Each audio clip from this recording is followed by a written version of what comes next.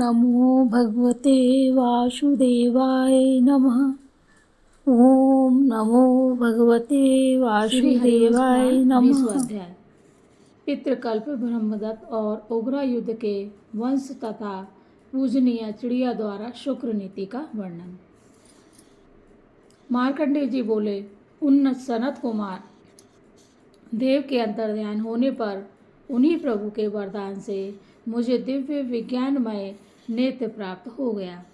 गंगानंदन भीष्म, तब मैंने उन कौशिक पुत्र ब्राह्मणों को कुरुक्षेत्र में देखा जिनका विभू सनत कुमार जी ने मुझसे वर्णन किया था। उन कुशिक पुत्रों में जो सातवां पितृवर्ती नाम से विख्यात ब्राह्मण था, वह अपने शील और कर्म से 7वें जन्म में ब्रह्मदत्त नामक राजा हुआ। काम्पिल्य नामक श्रेष्ठ नगर में पार्थिव श्रेष्ठ अणुह के यहाँ शुक्र की कन्या कृतवी के उदर से राजा ब्रह्मदत्त उत्पन्न हुआ।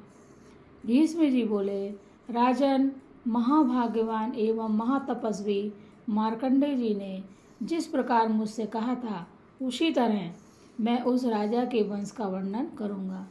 तुम सुनो। युधिष्ठिर ने पूछा, पितामह, जिनके पुत्र महायशस्वी ब्रह्मदत्त थे, धर्मात्माओं में श्रेष्ठ वे राजा अणुह किनके पुत्र थे और किस समय उत्पन्न हुए थे? राजा ब्रह्मदत्त का पराक्रम कैसा था और वे उन भारद्वाज पुत्रों के साथ वे कैसे थे? लोकों में पूजने योग की मूर्ति सर्वशक्ति संपन्न भगवान सुखदेव जी ने अपनी कीर्तिमयी कन्या कृतवी को किसी साधारण शक्ति वाले पुरुष के हाथ में नहीं दिया होगा। महाधुते मैं ब्रह्मदत्त के इस चरित्र को विस्तार पूर्वक सुनना चाहता हूँ, अतः आप उसका वर्णन कीजिए। मार्कंडेय जी ने उन द्विजों के संसार में विचरण करने का वृतांत जिस प्रकार कहा हो, उसे आप उसी भांति मुझसे कहिए। भीष्म जी ने कहा, राजन, मैंने सुना है कि राजा ब्रह्मदत्त मेरे पितामह राजर्षि प्रदीप के समय में ही हुए थे। ब्रह्मदत्त सब प्राणियों के हित में लगे रहने वाले राजर्षियों में श्रेष्ठ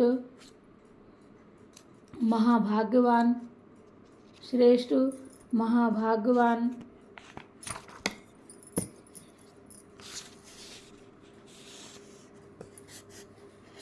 योगी थे।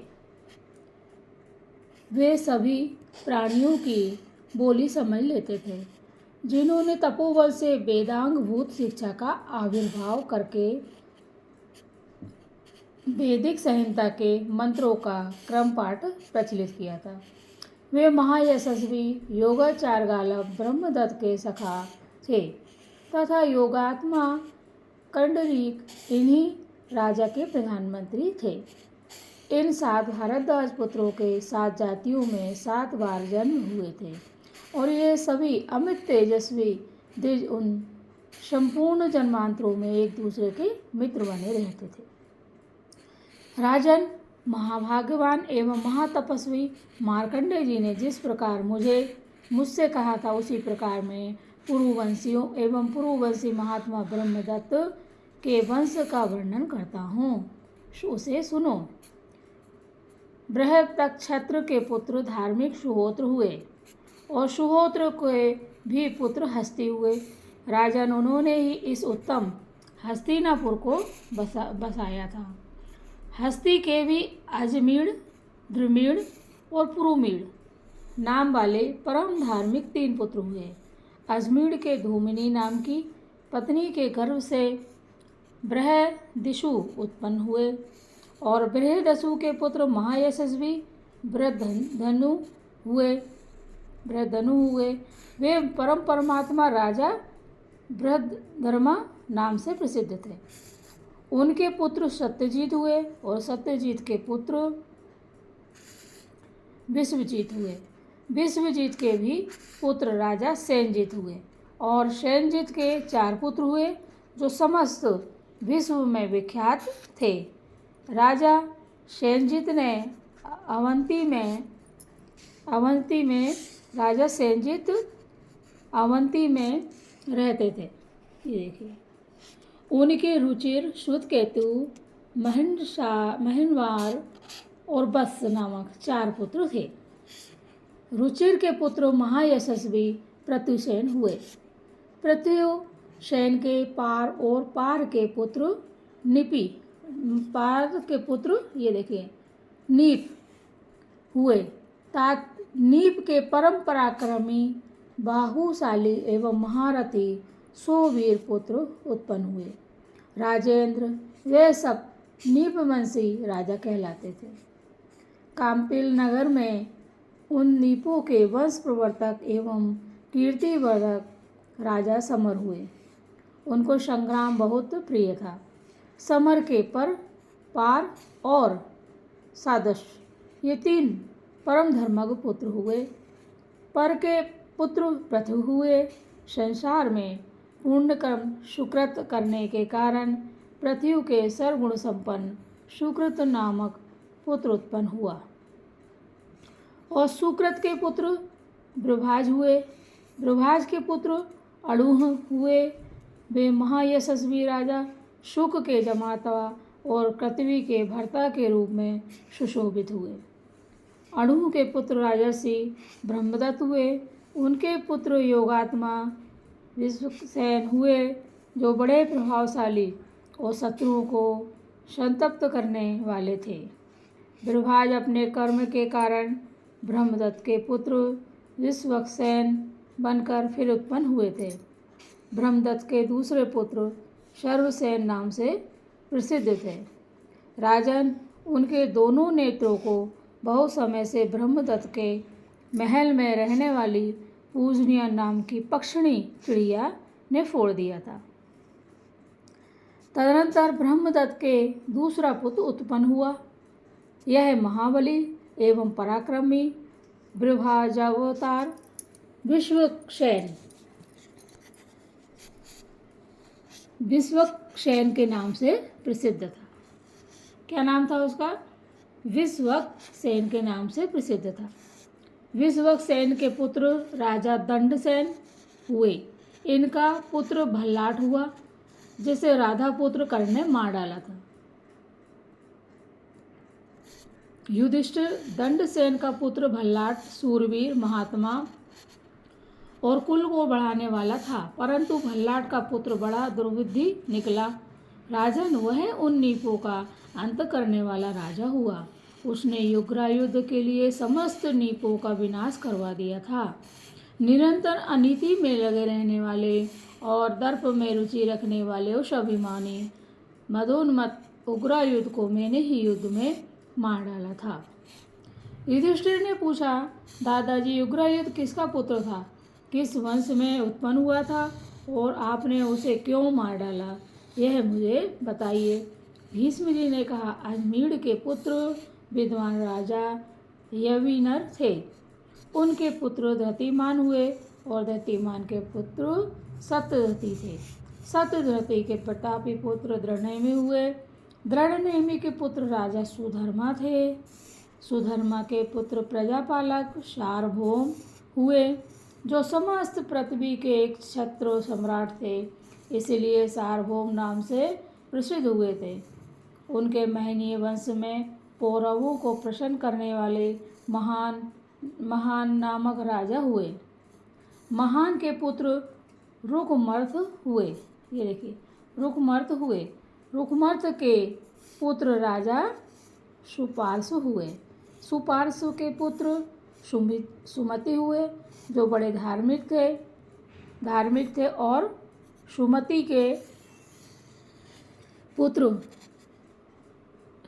के पुत्र सनति हुए, जो वीरवान और धर्मात्मा थे। उन सनति के पुत्र महाबली कृत हुए। वे कौशल देशीय महात्मा हिरण्यनाभ के शिष्य थे। उन्होंने प्राचीन साम संहिता के 24 विभाग किए थे, जो प्राच्य साम कहलाते हैं, और उन सामों का गायन करने वाले कीर्ति सामक कहे जाते हैं। इन्हीं कृत्य के पुत्र पौरव नंदन वीर युगरायुग थे, जिन्होंने अपने पराक्रम से पांचाल के स्वामी प्रशत के पितामह महातेजस्वी नीप को मार डाला था। उग्र युद्ध के पुत्र महायशस्वी क्षेम हुए, क्षेम के पुत्र राजा सुवीर हुए और सुवीर के पुत्र निरपंजय हुए, निरपंजय के पुत्र बहुरथ हुए, वे ही पौरव कहलाते हैं। तात वे उग्र युद्ध बड़े दुष्ट स्वभाव वाले और बलवान थे। उनका महान चक्र चलता था। उन्होंने नीपों का घोर संहार कर डाला। वे नीपो तथा दूसरे राजाओं का युद्ध में वध करके घमंड से भर गए। जिस समय मेरे पिता मर गए थे और मैं मंत्रियों के घिरा हुआ पृथ्वी पर शयन करता था, उसी समय उन्होंने मुझसे बड़ी कुत्सित पापपूर्ण बात कहलाई। राजेन, उग्र युद्ध का दूत मेरे पास आकर कहने लगा, कुरु पुंगव भीष्म, आज तुम स्त्रियों में रत्न स्वरूप अपनी माता यशस्विनी गंधकाली को मेरी भार्या बनाने के लिए दे दो।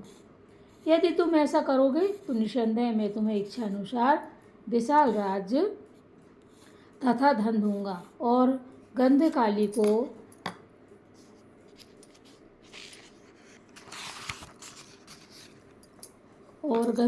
को पाकर इस भूतल पर रत्न का भागी हो जाऊंगा। भारत मेरे इस परम दुर्जय एवं जाज्वल्यमान चक्र का दर्शन करके शत्रुगण युद्ध में मुझे देखते ही भाग खड़े होते हैं। तुम यदि राज कुल एवं अपने प्राणों का कल्याण चाहते हो तो मेरी आज्ञा मान लो, नहीं तो चैन से ना रह सकोगे। जब मैं भूमि पर कुशाओं की सैया पर सो रहा था, उस समय उसने दूत के द्वारा यह अग्नि ज्वाला के समान जलाने वाली बात कहलाई थी। अच्युत, तब मैंने उस दुर्बुद्धि के अभिप्राय को जानकर अपने सेनापतियों को सब प्रकार से संग्राम करने की आज्ञा दे दी। विचित्र वीर मेरे आश्रम में रहता है तथा यह बालक होने के कारण युद्ध भी नहीं कर सकता। इस बात को देखकर क्रोध में भरकर मैंने स्वयं ही युद्ध करने का विचार किया। निष्पाप, उस समय मंत्रियों, वेदज्ञ, ऋत्विजों, तत्वदर्शी, मित्रों और शास्त्रवेत्ता स्नेही पुरुषों ने मुझे युद्ध करने से रोक दिया और इसका उचित कारण भी बताया। मंत्रियों ने कहा, प्रभु, उस पापी का चक्र चल रहा है और आपको अशोच लगा हुआ है, अतः यह युद्ध प्रथम कल्प कभी नहीं माना जा सकता। हम पहले उस पर साम, दान और दंडभेद नीतियों का प्रयोग करेंगे, तब तक आप शुद्ध भी हो जाएंगे। फिर आप देवताओं को प्रणाम करके ब्राह्मणों से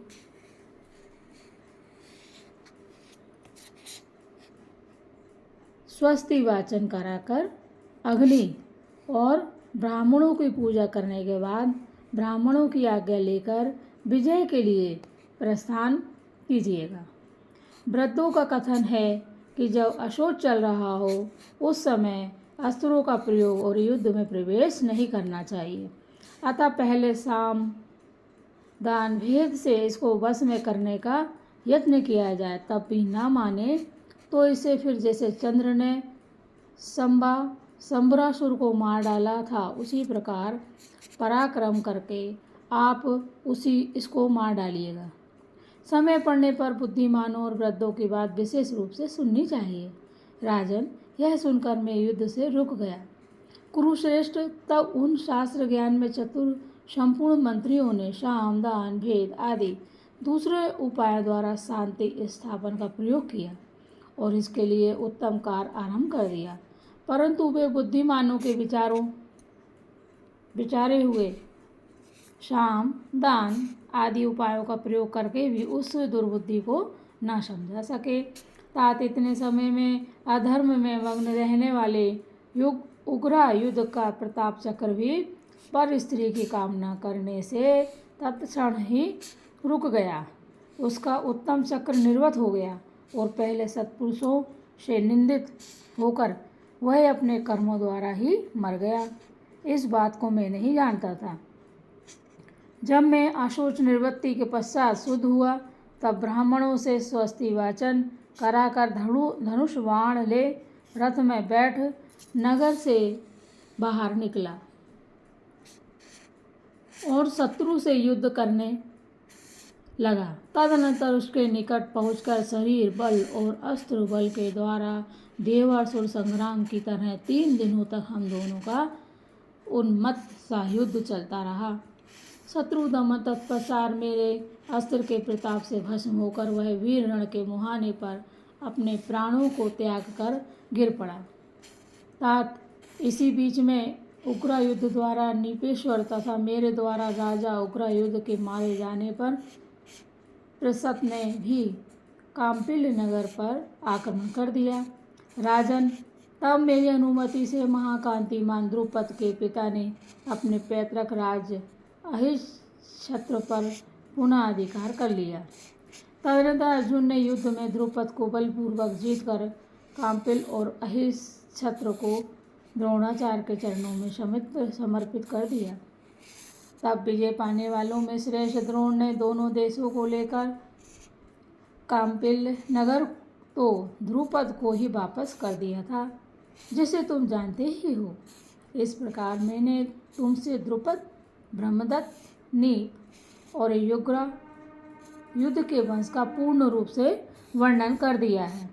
युधिष्ठिर ने पूछा, समर्थ गंगानंदन, पहले पूजनीय चिड़िया ने ब्रह्मदत्त के ज्येष्ठ पुत्र को अंधा क्यों कर दिया था?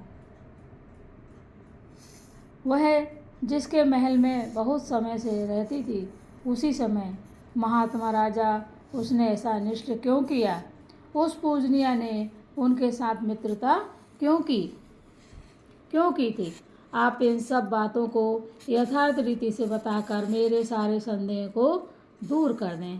भीष्म जी ने कहा, महाराज युधिष्ठिर, प्राचीन काल में ब्रह्मदत्त के महल में जो घटना घटी थी उसे तुम पूर्ण रूप से सुनो। राजन, एक चिड़िया थी जिसका राजा ब्रह्मदत्त से स्नेह हो जाने के कारण वह उनकी सहचरी बन गई थी। उसके दोनों पंख, पीठ और उदर का भाग तो काला था, परंतु मस्तक का रंग लाल था। नरोत्तम राजा ब्रह्मदत्त की वह सहचरी उनके सुदृढ़ स्नेहपाश में बन गई थी, अतः उन्हीं के महल में उसका घोंसला था। वह दिन में निरंतर उस राजा के उत्तम महल से निकलकर समुद्र के किनारे तथा तालाबों और तलैया पर विचार करती थी। तालाबों और तलैया पर विचरती थी, यानी कि तालाब तलैया जो थे ना, उस पर वो घूमती रहती थी। राजन, वह नदी, पर्वत, कुंज, वन और उपवनों में तथा जिनमें सुगंधित कमल खिले हुए थे, जहाँ की वायु कुमुद, उत्पल और किंजलक की सुगंध से वासी थी, एवं जो हंस, सारस और कारकांडों के कलरवों से कुंजायमान थे, ऐसे तड़ांगों पर घूम घाम कर वह रात्रि के समय काम्पिल नगर में लौट आती थी। राजन, वह बुद्धिमान राजा ब्रह्मदत्त के महल में पहुंचकर उस राजा से प्रतिदिन बात किया करती थी। वह बहुत से प्रदेशों में घूमकर जो कुछ आश्चर्यजनक घटनाएं देखती थी, रात्रि के समय उन्हें राजा से कहा करती थी। कुरुवंशी राजा शार्दुल एक समय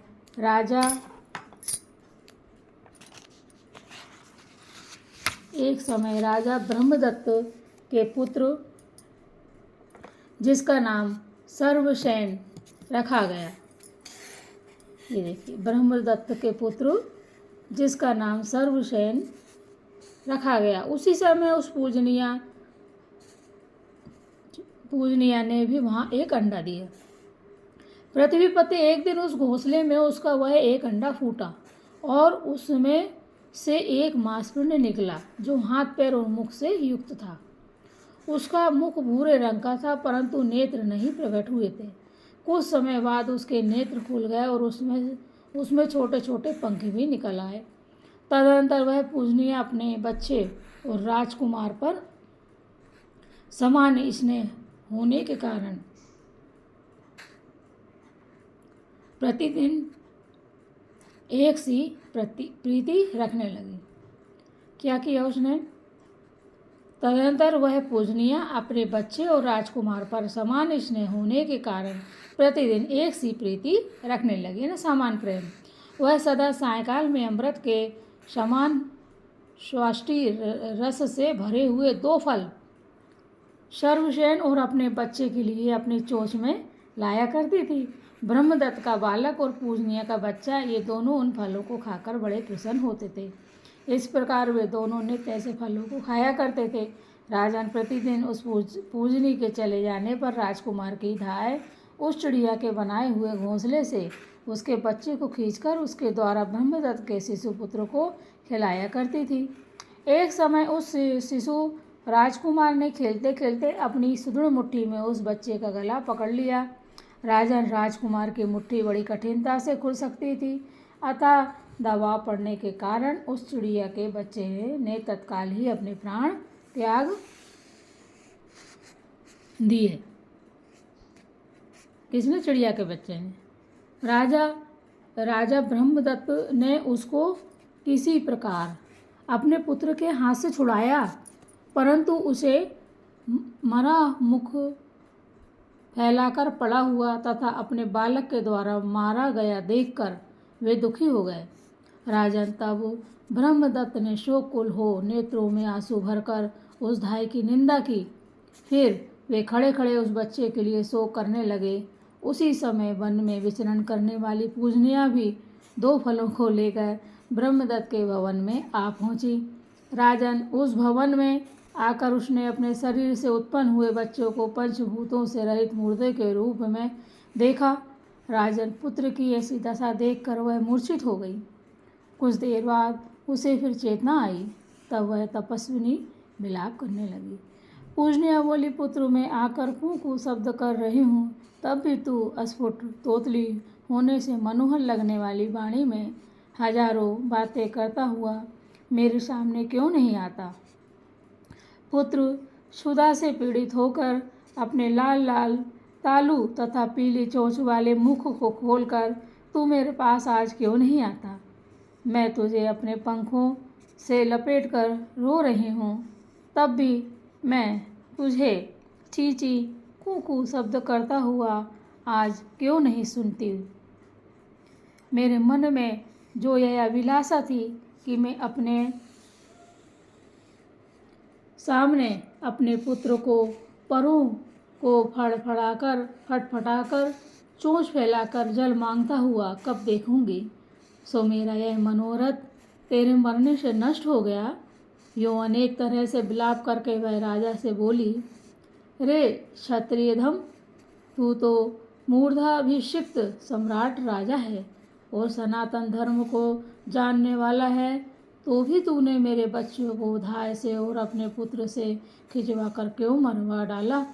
इस बात का तू उत्तर दे। क्या तूने यह अंगरक्षी श्रुति नहीं सुनी कि शरण में आए हुए भूख से व्याकुल शत्रुओं का द्वारा पीछे किए जाते हुए और चिरकाल से अपने घर में रहने वाले की रक्षा सदा करनी चाहिए। यदि मनुष्य इनकी रक्षा नहीं करता तो वह निसंदेह कुंभीपाक नरक में पड़ता है। देवता ऐसे पुरुष की हवि को और पितर सौधा को भला कैसे ग्रहण कर सकते हैं? महाराज राजा से यूँ कहकर शोक से आतुर होने के कारण 10 धर्म को प्राप्त हुई उस पूजनिया ने अपने दोनों पंजों से उस राजकुमार के दोनों नेत्रों को विदीर्ण कर दिया, जिससे उसकी आंखें फूट गईं। इस प्रकार राजकुमार को अंधा कर देने के पश्चात पूजनिया आकाश में उड़ गई। तब राजा ने पुत्र की ओर देखकर पूजनिया से कहा, कल्याणी, अब तू शोक रहित हो जा। भीरु, तूने बहुत अच्छा किया। अब तू शोक रहित होकर लौट आ। तेरी मैत्री सुदृढ़ बनी रहे, तेरा कल्याण हो। तू लौट आ और आनंद पूर्वक पहले की भांति यहीं रख सखी। तेरा कल्याण हो। पुत्र को पीड़ा देने पर भी मैं तेरे ऊपर कुपित नहीं हुआ हूँ। तूने वही किया जो करना चाहिए था। पूजनिया बोली, नृपश्रेष्ठ, मैं अपने ही समान तुम्हारे पुत्र प्रेम को भी जानती हूँ, अतः तुम्हारे पुत्र को नेत्रहीन करने के कारण अपराध नहीं होकर तुम्हारे घर में रहना नहीं चाहती। आप मुझसे शुक्राचार्य की गाई हुई इन गाथाओं को सुने।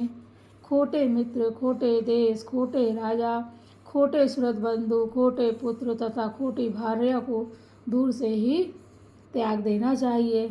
खोटे मित्र में प्रेम नहीं होता, कुभार्या से सुख नहीं मिल सकता, कुपुत्र से पिंड मिलना कठिन है और कुराजा से सत्य न्याय की आशा नहीं की जा सकती है। कुमित्र पर भला विश्वास कैसे हो सकता है और कुदेश में जीना भी संभव नहीं है। खोटे राजा से सर्वदा भय बना रहता है और कुपुत्र से तो सब प्रकार से दुख ही मिलता है।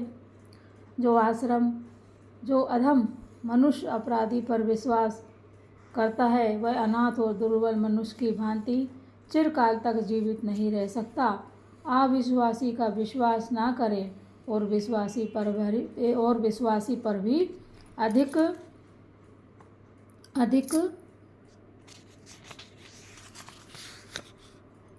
अधिक विश्वास ना करें, क्योंकि ऐसे लोगों पर विश्वास करने से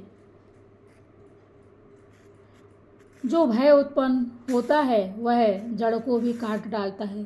जो मनुष्य राजसेवकों तथा संकर जातियों पर विश्वास करता है वह मूढ़ चिरकाल तक जीवित नहीं रह सकता।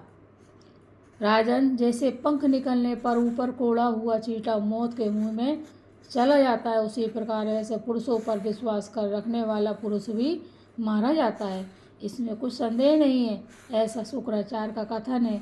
जैसे लता अपने शरीर को बचाए रखकर कोमलता से महावृक्ष का आलिंगन करके उसे सुखा देती है, उसी प्रकार बुद्धिमान पुरुष भी अपने शरीर की सदा रक्षा करते हुए नम्रतापूर्वक शत्रु का नाश कर देते हैं। जैसे दीमक कृश होने पर भी आर्द्र स्निग्ध हो वृक्ष में लगकर शनै शनै उसकी जड़ को काट डालता है, उसी प्रकार शत्रु दुर्बल होने पर भी स्निग्ध बनकर स्नेह दिखाकर शरीर में घुस आता और अवसर पाने पर जड़ से उखाड़ फेंकता है। राजन, इंद्र ने मुनियों के सामने द्रोह न करने की प्रतिज्ञा करके भी पीछे जल के फेन से नमूची को मार डाला था। मनुष्य सोए हुए मत वाले तथा उन्मत्त शत्रु को विष, अग्नि, शस्त्र अथवा छल कपट से भी मार डालते हैं। राजन, मनुष्य बार के बैर होने के भय से शत्रु को शेष नहीं रखते। वे तो इस निम्नांकित उपमा को सुनकर शत्रु को जड़ से ही नष्ट कर डालते हैं। भूपाल, यदि शत्रु को ऋण को अथवा अग्नि को थोड़ा सा भी बाकी रहने दिया जाए तो ये फिर इकट्ठा होकर बढ़ने लगते हैं, अतः इनके शेष को भी शेष न रहने दें। शत्रु यद्यपि एक साथ हंसता है, बोलता है, एक ही पात्र में साथ साथ भोजन भी करता है और एक ही आसन पर साथ साथ बैठता है, तथापि पूर्व वैर का स्मरण तो करता ही रहता है। शत्रु से संबंध करके भी उसके ऊपर विश्वास ना करें, क्योंकि इंद्र ने जमाता दामाद होकर भी पुलोमा को युद्ध में मार डाला था। जो मनुष्य मन में बैर को छिपाए हुए प्रिय बातें करता है, बुद्धिमान पुरुष उस पर विश्वास करके उसके पास ना जाए। ठीक उसी तरह जैसे मृग बहेलिए के निकट नहीं जाता। यदि बैर रखने वाला शत्रु बढ़ रहा हो तो उसके पास निवास नहीं करना चाहिए, क्योंकि जैसे बढ़ती हुई नदी का वेग वृक्ष को गिरा देता है, इसी प्रकार वह उसको जड़ से उखाड़ डालता है। शत्रु से उन्नति पाने पर मैं भी उन्नत हो गया हूँ, ऐसा विश्वास ना करें। उससे उन्नति पाने पर भी मनुष्य प्रावार कीट पांख वाले चीटे की तरह नष्ट हो जाता है। पृथ्वीनाथ, विद्वान पुरुष आत्मरक्षा करता हुआ शुक्राचार्य की गाई हुई इन गाथाओं को अपने मन में स्मरण रखें मैंने आपके पुत्र को अंधा बनाकर अति दारुण अपराध किया है, अतः अब मैं आपका विश्वास नहीं करूँगी। राजन, इस प्रकार कहकर वो चिड़िया आकाश में उड़ गई। राजेंद्र, प्राचीन काल में ब्रह्मदत्त का पूजनीय के साथ जो संवाद हुआ था वह मैंने तुमसे कह दिया। क्या कहा है? प्राचीन काल में ब्रह्मदत्त का पूजनीय यानी पूजनीय चिड़िया के साथ जो संवाद हुआ था वह मैंने तुमसे कह दिया। महामती युधिष्ठिर, अब तुम जिस श्राद्ध विषय को मुझसे पूछ रहे थे उसे सुनाता हूँ। मार्कंडेय जी के पूछने पर सनत कुमार जी ने जो कुछ कहा था उसी प्राचीन इतिहास के शेष भाग को मैं तुमसे कहूँगा। महाराज भरत नंदन भली भांति किए गए श्राद्ध के नियत पूर्ण फल को लक्ष्य में रखकर कहे गए गालव, कंडरीक और तीसरे ब्रह्मदत्त इन ब्रह्मचारी योगियों के 7 जन्मों के चरित्र को तुम सावधान होकर सुनो। इस प्रकार श्री महाभारत खिलवाड़ हरिवंश के अंतर्गत हरिवंश पर्व में पूजनीय उपाख्यान में चटक यानी चिड़िया, चटक चिड़िए की कथा नामक 20वां अध्याय पूरा हुआ। जय हो कृष्ण कन्हैया लाल की जय हो। श्री कृष्ण गोविंद हरे मुरारी, हे नाथ नारायण वासुदेवा। ओम देव के सुत गोविंद वासुदेव जगतपते, देहि में तन्यम कृष्ण त्वामहे शरणं गता। जय हो प्रभु, सभी की रक्षा कीजिए।